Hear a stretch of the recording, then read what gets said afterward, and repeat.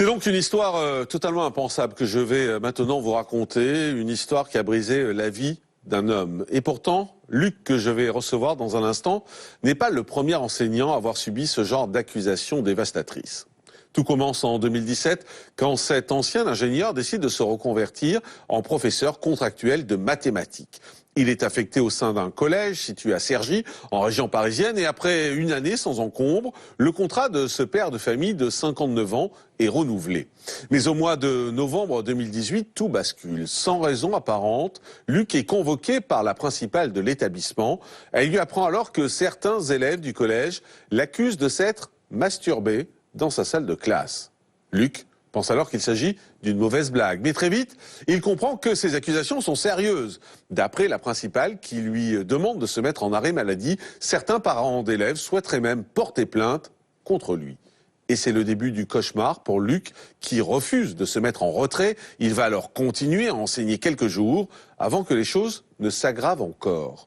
Avant de recevoir Luc en direct sur ce plateau, retour en image sur ce jour où le destin de ce professeur passionné par son métier a basculé à jamais.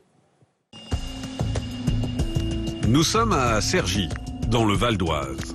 C'est dans un collège de cette commune que Luc, 59 ans, enseigne.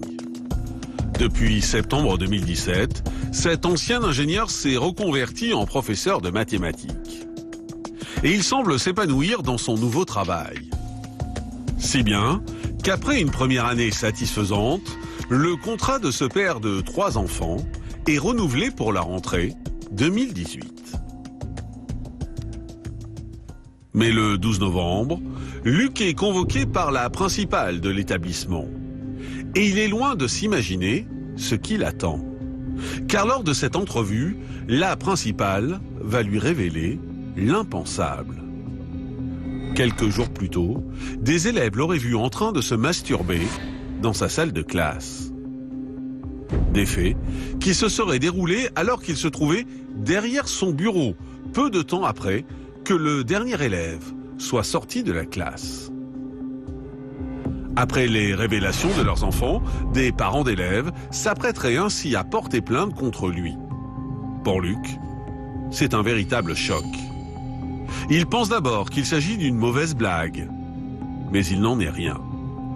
La principale lui demande d'ailleurs de poser un arrêt maladie pour se mettre en retrait quelque temps. Mais Luc refuse, car il estime qu'il n'a rien à se reprocher. Et avec le soutien de sa femme et de ses enfants, il décide de continuer à exercer son métier malgré tout. Mais 2 jours plus tard, un incident va se produire dans la salle de classe. En plein cours, une dispute éclate entre 2 élèves. Un garçon accuse en effet une de ses camarades d'être à l'origine de la dénonciation de Luc. La jeune fille quitte alors précipitamment la salle. Et à la fin du cours, Luc retrouve cet élève dans le bureau de la principale.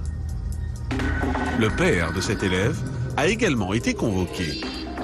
Et face aux 2 hommes, l'adolescente retire les terribles accusations portées à l'encontre de son professeur.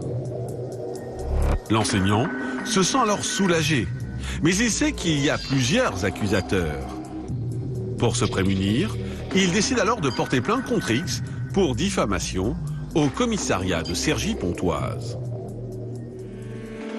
Le 23 novembre, Luc est une nouvelle fois convoqué par la principale. Et cette fois, la vie du professeur de mathématiques va totalement basculer. La principale notifie à Luc sa suspension immédiate à titre conservatoire à la suite d'une faute professionnelle. Il découvre alors l'existence d'un dossier contre lui. Luc tombe des nues. Le monde s'effondre. Mais heureusement, ses proches et quelques-uns de ses collègues continuent à le soutenir. Le professeur de mathématiques va alors envoyer plusieurs courriers manuscrits et électroniques à l'académie afin qu'il diligente une enquête. Luc est déterminé à prouver que les accusations à son encontre sont fausses. Mais Luc n'obtient aucune réponse de l'académie.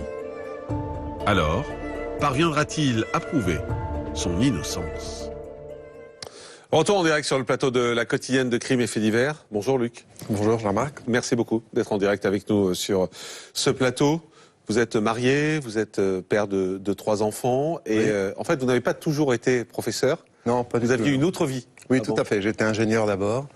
Et sur la fin, c'est un métier qui m'a toujours passionné. Donc je me suis dit, tiens, pour les, on va dire, entre 8 et 10 ans qui me restent à travailler, j'aimerais être professeur de mathématiques parce que du coup, j'ai fait des études, de hautes études en mathématiques et c'était, je dirais, la solution la plus aisée pour moi. Vous avez été ingénieur pendant plus de 30 ans, hein, je crois. Oui, oui, tout à fait, oui. Ingénieur dans le papier, donc spécialiste du papier. Et je crois que si vous avez voulu être professeur aussi, il y a un petit historique familial quand même. Oui, mais mes 2 parents étaient professeurs. Ma mère était institutrice au départ, après elle est passée PEGC. Et mon père était professeur d'histoire-géographie et d'économie. Donc voilà, c'est un peu prolongé aussi peut-être Voilà. l'histoire de la famille. Tout à fait. Mais ils ont disparu avant que je sois professeur. Vous avez une vie tranquille, une vie calme, vous êtes amateur de flamenco, vous êtes amateur de guitare aussi, et c'est une petite précision qui va avoir son importance, on va y revenir tout à l'heure, mais voilà, je note et j'insiste un petit peu là-dessus, vous êtes amateur de guitare. En septembre 2017, vous commencez comme prof de maths contractuel au collège Gérard Philippe de Cergy. Tout à fait. Tout se passe bien? Alors, tout se passe bien... Je dirais sur le... Pas vraiment, parce qu'en fait, quand vous démarrez comme contractuel, vous n'avez aucune formation. C'est-à-dire qu'on vous balance, c'est le mot, hein, on vous balance dans un collège qui en plus est un collège quand même relativement difficile, sans qu'on vous dise au départ quelles sont les classes que vous allez avoir, comment gérer une classe, comment marche un collège, etc. Donc du jour au lendemain, bingo, là vous êtes en face de 25-28 élèves, dont certains sont quand même très très difficiles. Et vous n'avez aucune formation, strictement rien, donc c'est très déstabilisant. Et vous n'avez pas non plus toutes les petites ruses, l'expérience qui vient donc en travaillant dans ce domaine-là. Ça veut dire que c'est des classes agitées avec des affrontements entre élèves et professeurs? Oui, oui, tout à fait, tout à fait. C'est un collège, je crois, qui est de mémoire, entre 400 et 500 exclusions de cours par an, quand même. Ah oui. C'est quand même pas rien, il y a pire, mais 400 ou 500, c'est quand vous pensez que vous avez peut-être 35 ou 40 profs, ça veut dire globalement,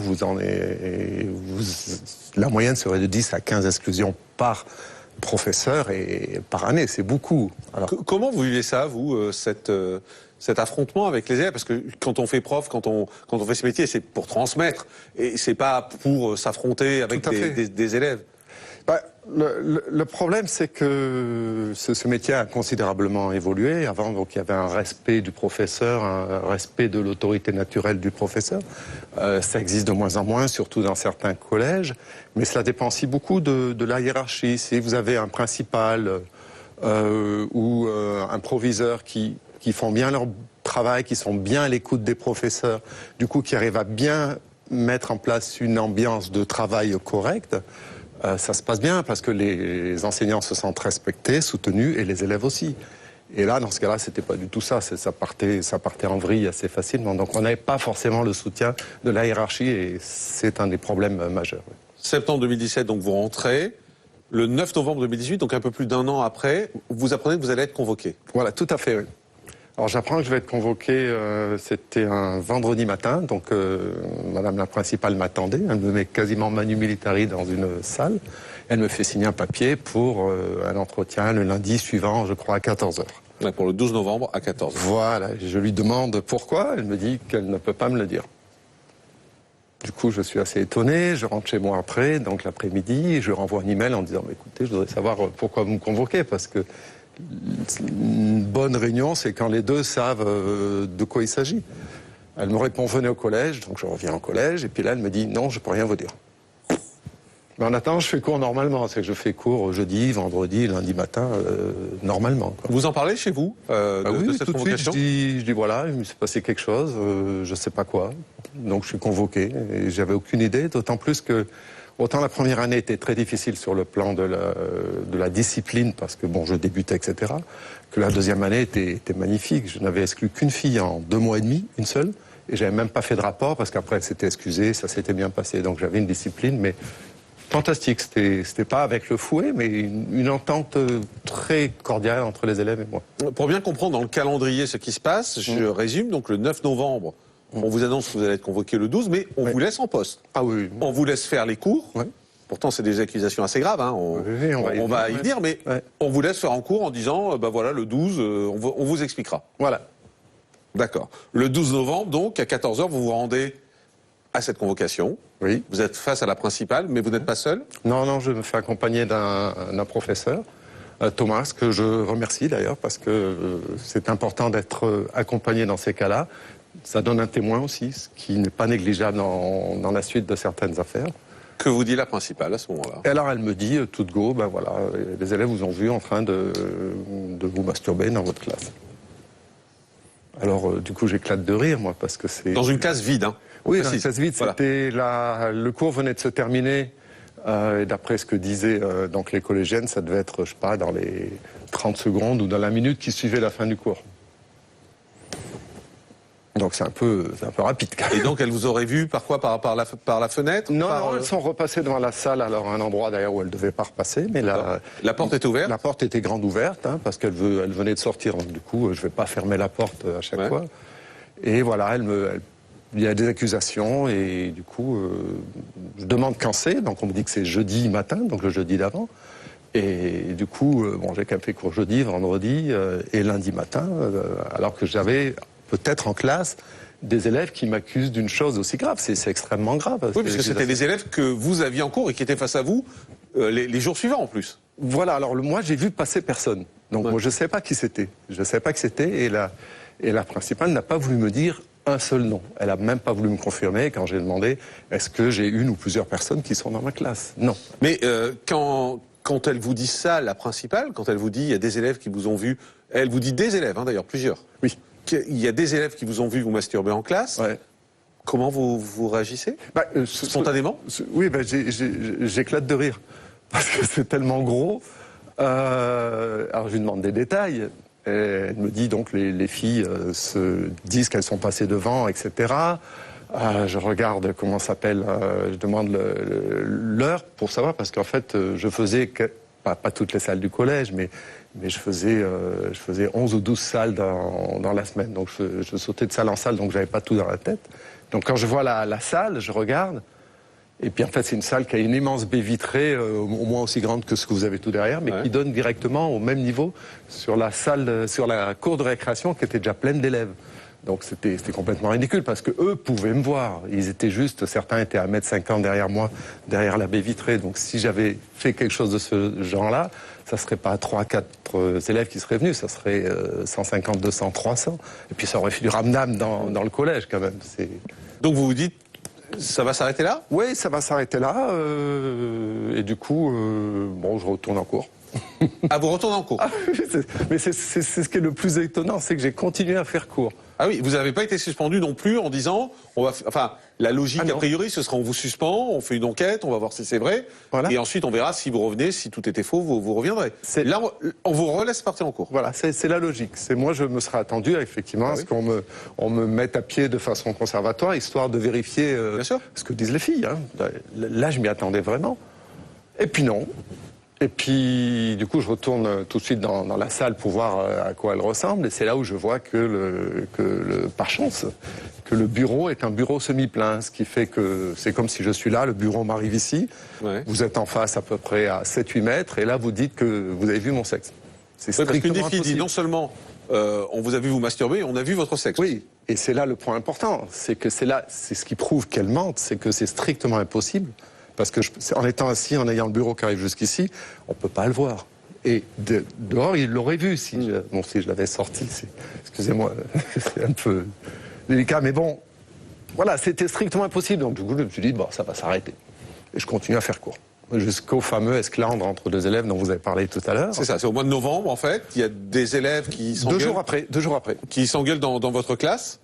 Voilà. Et il se passe quoi? Eh ben, il y en a un qui dit, alors moi je calme le garçon, je dis laisse-la tranquille, ne réponds pas à ses provocations. Et là il me dit, tout de go, moi monsieur je vous défends. Du coup je me tourne vers la fille, excusez-moi je vous prends un témoin, et qui comprend tout de suite que j'ai compris, elle part en courant, en quoi, même pas 2 secondes, elle était dehors avec toutes ses affaires. C'était impressionnant de rapidité. Et donc c'est là où j'ai appris que j'avais une des filles en classe, dans ma classe, quoi. Une des filles qui vous accusait. Voilà, tout à fait. Qu'est-ce qui va se passer par la suite? Alors, du coup, je cherche pas à la rattraper, parce qu'il faut surtout pas les rattraper et courir après. Dans ces cas-là, je finis le cours normalement. Et après, je vais voir donc la principale. Je toque à sa porte, elle ouvre, elle me dit qu'est-ce que vous faites là? Je dis j'en connais une des filles. Elle me dit elle est là rentrée. Et donc elle était venue se réfugier. Donc là vous êtes face à une des personnes qui vous accuse. Voilà, tout à fait. Comment ça se passe? Elle dit rien. Mutique, mais alors complètement. Et donc la principale décide d'appeler son père. Donc le père vient, avec le père ça se passe hyper bien, on a même parlé du Nord parce que j'ai un nom en consonance du Nord, lui vient du Nord, etc. Donc on a sympathisé en fait. Mais il a dit qu'il allait porter plainte. Contre vous? Ouais. Donc, parce qu'il croit sa fille? Ouais, voilà. Alors, ouais, il dit qu'il la croit. C'est un peu plus compliqué que ça dans cette famille, c'est une famille un peu spéciale, on va dire. Donc, à la suite de ça, donc la fille sort avec une personne de la vie scolaire et elle change son témoignage. Elle est passée de j'ai vu clairement Luc en train de, enfin monsieur Vandenove en train de, à j'ai pas bien vu, mais c'est une copine qui lui a dit. Voilà, d'accord, donc c'était plus elle, témoin principal, elle rapportait quelque chose qu'on lui avait dit. Voilà, du coup j'ai un autre nom. D'accord. Donc l'autre, on va l'appeler Dirla Dada, par exemple. Dirla Dada. Donc c'est Dirla Dada, voilà. Et qui, donc la première, je l'appelle, on va l'appeler Thelma. Donc c'est Thelma qui dit, c'est Dirla Dada qui m'a dit, etc. Ouais. Voilà. Donc du coup, j'ai 2 noms. Et dans la foulée, je vais déposer plainte pour diffamation à l'hôtel de police. Alors pourquoi pour diffamation? C'est parce que moi je pensais que ça allait s'arrêter tout de suite, donc je voulais pas faire quelque chose de plus compliqué, ça sert à rien. Donc c'était juste, dans mon esprit, elles allaient être punies, normalement virées du collège, parce que c'est ce qui se fait, elles vont dans un autre collège, et puis tout se passe bien, puis basta, quoi. Maître Florence Roise, dans un cas comme ça, on peut déposer plainte pour quoi en fait? Là c'était plainte pour diffamation, qu'est-ce qu'on peut faire d'autre? C'est diffamation, ça peut être aussi pour violence psychologique, parce que quand même, manifestement, il y a quand même eu des violences psychologiques, y compris de la direction d'ailleurs. Parce que cette manière de faire, de vous convoquer le vendredi sans rien vous dire et de vous laisser mariner pendant tout le week-end jusqu'au lundi, ça relève quand même d'attitudes un peu harcelantes, on va dire, qui s'apparentent à du harcèlement, moi je trouve. Tout à fait. Alors les jours vont passer, une dizaine de jours va passer, puisque le 23 novembre, vous êtes à nouveau convoqué par la principale. Voilà. Et là, elle vous suspend. Oui, alors ce qui s'est passé, c'est que malgré ces accusations, j'ai quand même fait 2 semaines de cours, mais alors tout à fait normalement. Alors, il n'y a pas de tension dans la classe, il n'y a pas de remarques particulières, personne ne vous dit rien? Non, globalement, j'ai eu les parents d'élèves qui étaient avec moi, j'ai eu tous les élèves qui étaient avec moi, parce que ces 2 filles, les 2 principales accusatrices, en fait, avaient déjà un passif. Elles avaient déjà accusé un homme qui faisait traverser les enfants lorsqu'ils vont à l'école, etc., qu'il leur avait tenu des propos, etc., etc., et cette personne qui était employée par la mairie avait été déplacée pour éviter que... Donc c'est pas la première fois qu'elles font des choses comme ça, et elles ont fait aussi des saloperies, si je peux m'exprimer ainsi, envers leurs camarades. Donc les enfants étaient plutôt de mon côté. Ce qui s'est passé, c'est que quand j'ai porté plainte contre Thelma, du coup, je ne pouvais plus l'accepter en cours. Alors, il faut savoir qu'après qu'elle ait raconté ça, elle était venue 2 fois en cours avec moi déjà. Donc c'est soit si vous avez vraiment vu et que vous venez pas en cours, je sais pas, vous débrouillez. Même le père n'avait rien contre le fait qu'elle vienne en cours avec moi. Pour vous dire, c'est un peu particulier quand même. Hein. Et donc là, j'en étais où? Oui, alors. Du coup, 23 novembre, vous êtes convoqué, et vous apprenez que vous êtes suspendu. Juste avant, par rapport à votre question, donc ce qui s'est passé, c'est que le lendemain, je vois Thelma qui revient pour aller en classe avec moi, et je lui dis non, toi tu viens pas en classe avec moi. Tu peux pas, j'ai déposé, enfin je ne vais pas dire exactement pourquoi, mais comme j'avais déposé plainte contre elle, je pouvais pas l'avoir en cours, il peut y avoir des subordinations de témoins, j'ai une autorité sur elle, etc. Je porte plainte et elle est en face de moi, non, c'est pas possible. Donc je dis non, tu reviens pas en cours, et j'ai été applaudi par les élèves de la classe, donc qui étaient vraiment avec moi. C'est ça qui est étonnant, quoi. Il n'y avait qu'une personne qui était contre moi, globalement, c'était la principale. Donc cette principale vous suspend, elle vous dit pourquoi? Alors oui, alors là j'ai le dossier. Alors là j'ai tout le dossier. Alors là, je découvre le dossier que je ne connaissais pas, parce qu'elle n'avait rien voulu me dire, ni les noms, ni me donner... Moi j'ai demandé de me donner les attestations des gamines, mais en barrant le nom. en barrant tout ce qui pouvait permettre de les identifier, mais elle n'avait pas voulu. Et là, j'ai tout le dossier. Et là, je tombe des nues. C'était du tout et du n'importe quoi. Elle avait mis un fatras d'attestations, de choses qui voulaient rien dire pour faire grossir le dossier, quoi. Alors, quand vous prenez connaissance du motif de votre suspension provisoire, vous êtes choqué de voir qu'on vous accuse en plus sans même avoir pris la peine de mener des investigations. Vous allez alors vous plonger, vous l'avez dit vous-même, dans votre dossier afin de vous préparer au mieux, en particulier pour l'audition qui va être faite au rectorat de Versailles. Mais là encore, les choses ne vont pas se passer comme prévu. Le 17 janvier 2019, Luc est reçu par 2 responsables du rectorat de Versailles. Mais l'entretien ne se déroule pas comme prévu. Luc, qui connaît par cœur le dossier, tente de démonter une à une toutes les accusations. Mais il n'est pas pris au sérieux. Un mois plus tard, Luc est convoqué par une commission disciplinaire. Il est reçu une nouvelle fois par les 2 mêmes responsables du rectorat. Et il est informé qu'il n'est plus suspendu. En revanche, il a été nommé dans un autre collège. Mais contre toute attente, loin de présenter leurs excuses à Luc, les inspectrices vont lui reprocher d'être le responsable de ce qui s'est passé. En effet, Luc, grand amateur de guitare, aurait fait en classe un geste de air guitare. Et c'est ce geste qui aurait induit en erreur les élèves. Quelques semaines après, Luc reprend l'enseignement. Il enchaîne 3 contrats dans différents collèges d'Île-de-France. Mais à la fin de l'année, il apprend que son contrat de professeur n'est pas renouvelé. Luc se sent alors seul, abandonné par sa hiérarchie et déshumanisé par le rectorat. Car désormais, le père de famille doit redorer son image, injustement sali. Retour en direct sur le plateau de la quotidienne de Crimes et Faits divers. Luc, on n'a pas parlé de votre famille pendant tout ça. Vous racontez à votre famille les accusations qui pèsent sur vous. Vous dites clairement à votre femme, à vos enfants?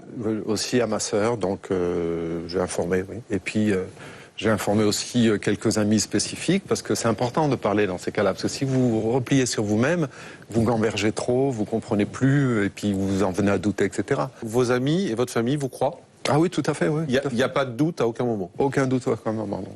C'est important, ça. Oui, parce qu'ils me connaissent depuis longtemps, et puis la manière dont c'était décrit, les accusations, c'était même loufoque à l'arrière. C'était complètement aberrant, quoi.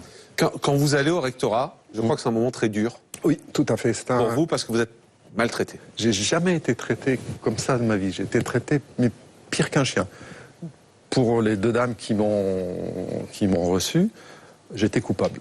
D'ailleurs, dans l'acte de suspension, il n'est pas marqué est accusé par des collégiennes d'avoir fait des... C'est carrément a été vu par des collégiennes en train de faire des mouvements à caractère sexuel. C'est carrément accusé. Donc je suis arrivé, j'étais coupable. Et donc j'ai pris le dossier. Je leur ai montré d'abord qu'il y avait des pièces qui étaient illisibles.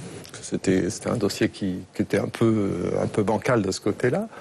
Et puis je prends les attestations les unes après les autres. Il y avait 4 attestations où les filles disaient « moi j'ai rien vu, mais il y a machine qui m'a dit que, etc. » Je dis « celle-là, si vous voulez, on les met de côté, elles ne servent à rien. » Après, il y a une attestation où je dis « celle-là, elle s'est rétractée, la fameuse Thelma. » Eh ben, elles me disent « oui, mais si on ne nous le dit pas, on ne peut pas le savoir. » Je dis « mais c'est dans votre dossier que vous m'avez envoyé. » Donc en fait, elles n'avaient pas vraiment lu le dossier.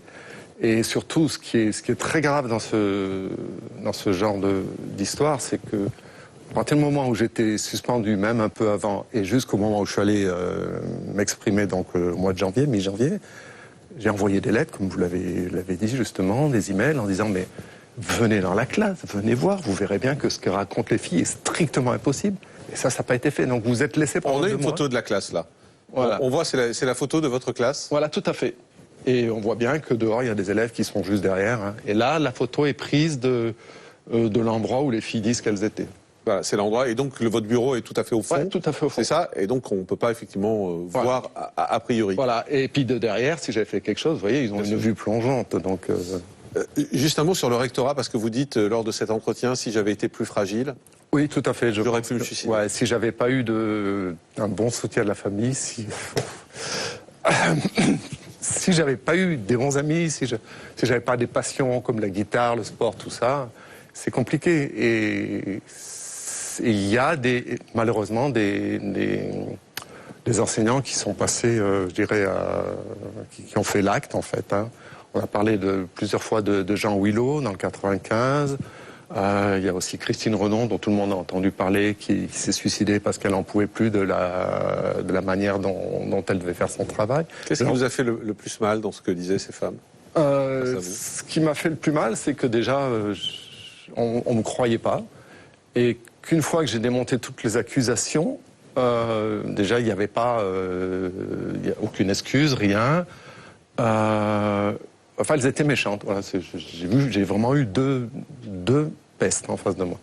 Et là, je m'étais fait accompagner par une syndicaliste qui, elle m'a dit aussi après, mais j'ai jamais vu ça, c'est assez incroyable. Donc, c'est méchante. Vous dites que c'est votre entourage, c'est votre famille qui vous a aidé à tenir, à pas commettre un geste terrible. Tout à fait, oui. Mais ça veut dire que vous y avez pensé quand même à ce geste? Il y a un moment quand vous vous rendez compte que vous avez beau écrire, vous avez beau remuer et que rien ne se passe, vous gambergez, vous vous posez des questions. Alors ça m'est passé rapidement, mais il y a bien un moment où ça vous trotte dans la tête quand même. Parce que la situation devient difficile et vous contrôlez plus rien. Donc, tout votre monde s'écroule en fait. Voilà. Votre famille vous disait quoi? Eh ben, elle était à fond avec moi. Tiens bon papa, tiens bon chéri, etc. Et ça, c'est important. Ah oui, c'est important, c'est important. Et c'est pour ça que quand on est bien entouré, ça se passe beaucoup mieux. Quand on est seul, moi je pense aux personnes seules, c'est compliqué. En plus, moi j'ai une histoire différente, donc c'était la fin de ma carrière. Donc je pense à ceux qui ont 35, 38, même 40 ans, ou même qui débutent, à qui arrive quelque chose comme ça, et qui voulaient faire carrière dans l'enseignement, mais ils sont morts pour l'enseignement, ils veulent plus y retourner. Il y a ceux aussi que la famille lâche. Tout à fait. Disons, tu as peut-être fait quelque chose, voilà, tout à fait. etc. Et ça, c'est très dur. Stéphanie Germany, docteur en psychologie, on voit l'importance de l'entourage. Et là, le rectorat, dont en même temps, c'est pas le rôle de faire justice, si je ne m'abuse, hein, enfin, il n'y a pas une justice particulière à l'éducation nationale. C'est à la justice de faire justice qui a un rôle terrible. Alors non seulement ils ont un rôle terrible, mais on imagine, et c'est important de le signifier aux téléspectateurs, la violence psychique lorsqu'on est accusé d'une chose que nous n'avons pas commis. Les conséquences sont très graves. Donc déjà, il y a la blessure narcissique, parce que clairement, on remet en cause votre fonction, on remet en cause votre être, on remet en cause vos capacités à pouvoir prendre en charge des élèves et enseigner.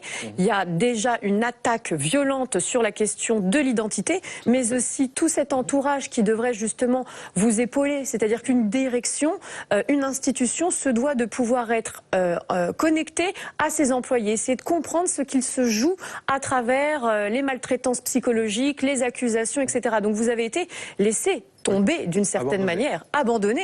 Et évidemment, heureusement qu'il y a la famille tout autour, parce que lorsque ce n'est pas le cas, les conséquences sont gravissimes. On peut rentrer dans des graves dépressions, on peut rentrer dans des troubles alimentaires, des troubles du sommeil. Et malheureusement, pour ceux qui ne savent pas justement combien l'importance de parler est salvateur, en tout cas salvatrice, la parole, on se retrouve malheureusement à des passages à l'acte terribles, comme des suicides. Et j'ai presque envie de dire que dans cette histoire, Luc a presque eu de la chance d'avoir un bureau qui était fermé, que cette fille dise « j'ai vu son sexe », or on voit que c'est impossible par le bureau, parce que à la limite, si elle n'avait pas donné ce détail pour en faire trop, en fait, vous n'auriez rien pu prouver. Tout à fait, ça aurait été parole contre parole.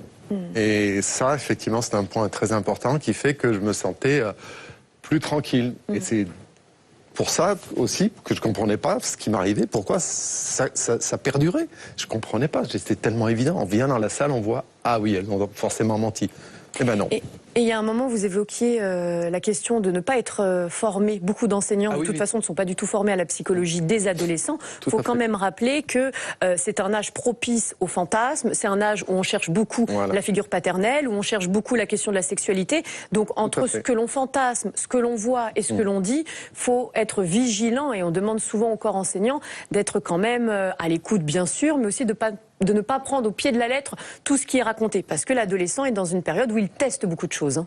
Oui, Est-ce qu'à un moment donné, clairement, Luc, l'institution vous a dit on s'est trompé, on est désolé, excusez-nous? Non, ils ont continué à s'enfermer dans leur...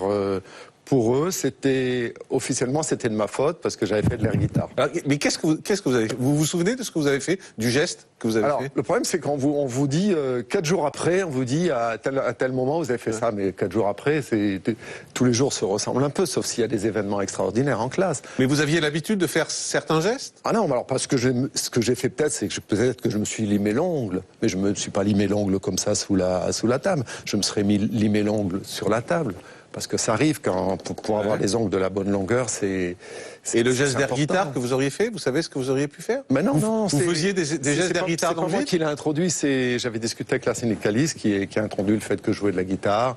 Alors, donc, du coup, c'est elle qui a imaginé ça? Non, elle en a parlé comme ça, et du coup, ça a donné une porte de sortie à Charib Dessila, c'est comme ça que je les appelle, ces deux dames,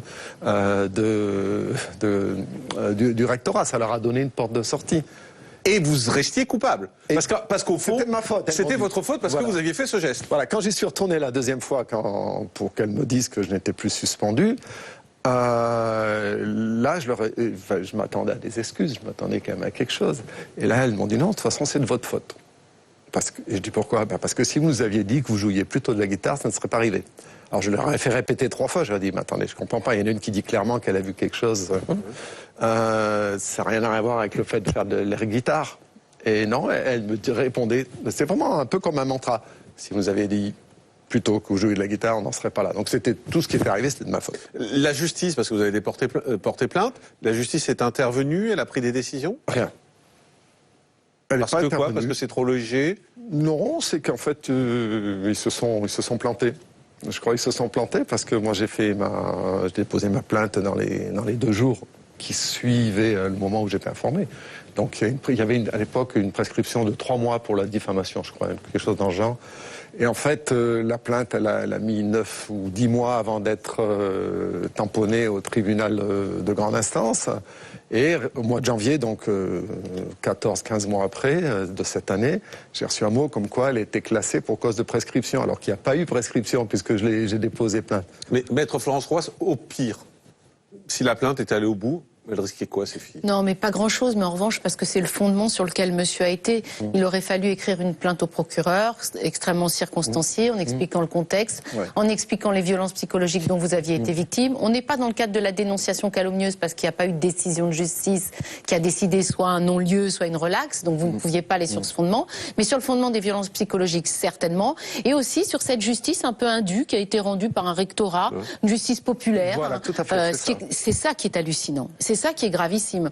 Et c'est sur ce fondement que vous auriez pu actionner, je veux dire, solliciter l'intervention du procureur de la République en disant, attendez, qu'est-ce que c'est que cette mascarade de justice? C'est une justice populaire, il n'y a pas de contradictoire, il n'y a pas de présomption d'innocence. Mais vous vous rendez compte comme c'est grave? Mais c'est scandaleux. C'est très grave. Je rebondis sur ce que vous avez dit. Donc je vais redéposer une plainte via un cabinet très connu sur Paris. Pour justement dénonciation calomnieuse, parce qu'il y a tout ce qui vient, qui est relatif à la dénonciation calomnieuse. Hein. D'accord. Les enfants, Mais parce que pour être très clair, aujourd'hui, le rectorat vous fait plus bosser. Ah non. Vous travaillez plus. Non, je crois qu'ils ont mis une petite croix noire sur mon nom. Ouais. Donc il y a même des conséquences aujourd'hui, alors qu'on sait que c'était faux. Oui, et que surtout c'est dommage, ça se passait bien. Et puis j'ai eu des très bonnes attestations de professeurs avec qui j'ai travaillé par la suite dans d'autres collèges, des appréciations magnifiques. C'est-à-dire qu'il y a la volonté de même pas mettre, il y a la volonté de même pas reconnaître au fond qu'on s'est trompé, et au contraire lui dire on s'excuse, au contraire on va vous faire presque encore plus bosser parce qu'on pense qu'on s'est planté. Là au contraire on vous dit allez, vous dégagez, vous sortez de l'univers de l'éducation. Voilà, alors c'est ça. Alors ce qu'il faut savoir, c'est que c'est assez courant dans l'éducation nationale. Je ne suis pas un cas isolé. Il y a eu beaucoup de cas de mon type. Et ce que nous voudrions qu'il y ait dans les rectorats, c'est une cellule psychologique avec des gens qui soient qualifiés, qui soient formés pour ça. Dès que quelqu'un est accusé comme moi, par exemple, tout de suite qu'ils soient en contact quasi permanent avec l'individu pour éviter qu'il ne passe à l'acte ou qu'il fasse une autre bêtise ou quoi que ce soit. Mais là, il n'y a rien. Vous êtes complètement abandonné. Respecter une procédure, parce que manifestement, c'est n'importe quoi. C'est leur procédure à eux, mais seulement elle est c'est à la justice de rendre justice. Enfin, comme je le disais un peu naïvement, mais c'est pas au rectorat à faire la justice. Le rectorat peut vous suspendre. Tout à fait. En attendant une décision de justice, ça c'est possible, mais c'est pas eux à faire justice. Alors, juste à propos des deux parents, ils n'ont jamais porté plainte. Ils se sont vite rendus compte que leur fille avait menti, parce que c'était pas la première fois qu'elle mentait. Donc, malgré le fait que la principale n'arrêtait pas de me dire, ils ont porté plainte. Après, c'était, ils vont porter plainte. Ils ne l'ont jamais fait. Mais disons que pendant 2 mois, moi, je m'attendais à 6h du matin à ce qu'on vienne toquer à la porte, bonjour, et puis qu'on m'interroge. Merci Luc en tout cas. Merci pour votre témoignage. J'espère que ça va faire réagir, peut-être ça va faire bouger les choses. Et j'ai compris que vous alliez reporter plainte à nouveau Oui, tout à fait. Pour que les choses avancent. Merci d'avoir été en direct avec nous sur ce plateau.